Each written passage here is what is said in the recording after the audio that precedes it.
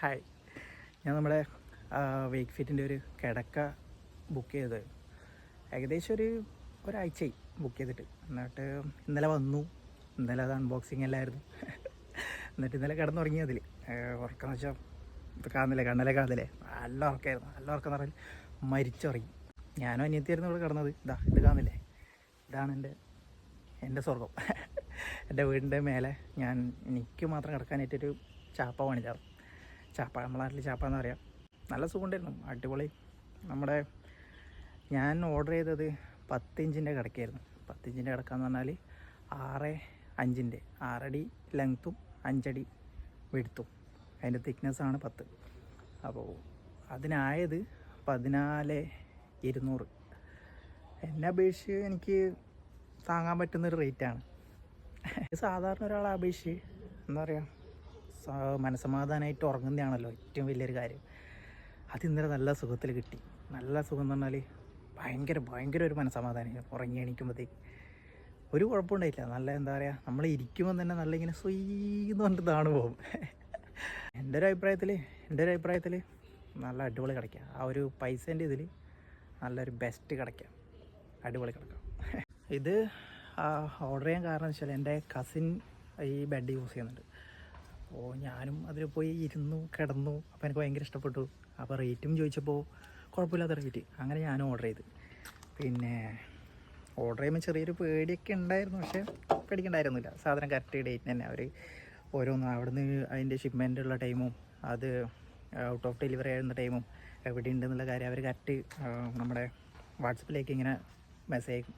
അപ്പോൾ നമ്മൾ ആ ലിങ്കിൽ കയറിയിട്ട് OTP ഒക്കെ ടൈപ്പ് ചെയ്ത് കഴിഞ്ഞാൽ നമുക്ക് കറക്റ്റ് മനസ്സിലാവും ഇവിടെ എത്തി, ഇങ്ങനെ എത്തി. ഇത് ബുക്ക് ചെയ്യാനും നമുക്ക് വിചാരിച്ചതിനെക്കാട്ടിയും ഭയങ്കര എളുപ്പമാണ്. അപ്പോൾ മൊത്തത്തിൽ നോക്കിയാൽ അടിപൊളിയാണ്. അതിൻ്റെ അൺബോക്സിങ് വീഡിയോ ഇതിന് ശേഷം ഞാൻ കാണിക്കാം. ഓക്കെ.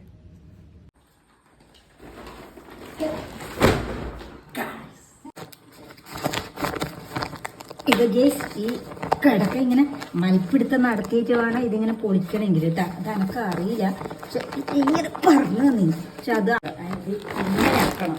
ഇത് ഇങ്ങനെ ആക്കുക. ഇങ്ങനെ ആക്കിയിട്ട് വേണം എടുക്കണം. ഇതിനകത്ത് മുറിക്കാൻ വേണ്ടിയിട്ട് ഒരു കത്തി ഉണ്ട് ഗേസ്. ഇതാണ് കത്തി. കേട്ടോ, ഈ കത്തി ആളെ കൊത്തിയാലും മുറിയില്ല, പക്ഷെ ഇങ്ങനെ പൊട്ടും. കണ്ടോ, ഇതാണ് കത്തി. കത്തി പൊട്ടിപ്പോയി. ഇനി പക്ഷെ ഇത് എനിക്ക് കൊല്ലത്തില്ല. ഇങ്ങനെ കട്ടണം ഗേസ്.